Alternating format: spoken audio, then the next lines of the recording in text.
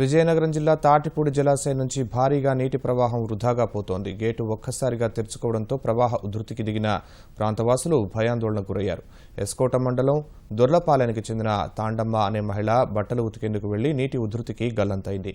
మరో వృద్ధురాలు బయటపడింది. రిజర్వాయర్ నుంచి ప్రవాహం నాగావళి నదిలోకి ప్రవహిస్తోంది. అక్కడి పరిస్థితిని మా ప్రతినిధి రాజారావు అందిస్తారు. రిజర్వాయర్ పరిస్థితి ఈ తాటిపూడి రిజర్వాయర్లో 4వ గేటు పూర్తిగా గుర్తు తెలియని వ్యక్తులు చేసిన చిన్న పొరపాటు వల్ల పెద్ద తప్పిదం జరిగింది.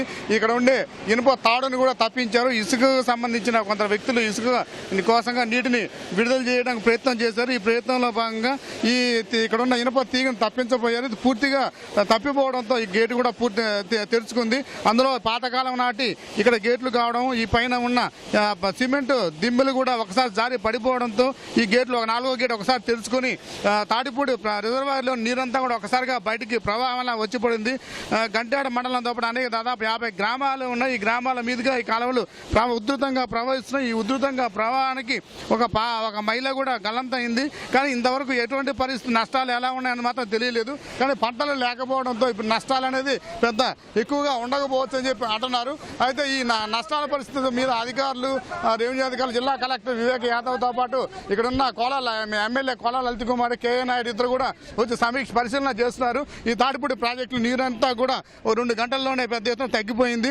ప్రవాహం ఉధృతి ఆపడానికి అధికారులు చేసిన ప్రయత్నం మాత్రం ఇంతవరకు ఇదే సఫలీకృతం మాత్రం కాలేదు. ఈ నీరు ఎంత నీరు పోయింట్ ఉందనే దాన్ని మాత్రం ఇంకా తెలియలేదు. కానీ ప్రధానంగా ఈ తాటిపూడి రిజర్వాయర్ నీటిని ఇరిగేషన్తో పాటు విశాఖపట్నానికి తాగునీరు కూడా ఎక్కువ వాడతారు. ఇది ప్రధాన తాగునీటి వనరు. విశాఖ మహానగరానికి తాగునీరు అందించే ప్రధాన సోర్స్ ఇది. ఈ సోర్స్ దెబ్బతినడంతో అక్కడ తాగునీటి పరిస్థితి ఎలా ఉంటాయనేది కూడా చెప్పలేని పరిస్థితి ఉంది. మరి 2-3 గంటల్లో ఇది పూర్తిగా మెరుగుపరిచే పరిస్థితి మాత్రం కనిపించడం లేదు. అధికారులు, ఇరిగేషన్ అధికారులు అందరూ కూడా ఇక్కడ వచ్చారు. కానీ ఎటువంటి నష్టాలు జరగకుండా మాత్రం ప్రయత్నాలు చేస్తూనే ఉన్నారు.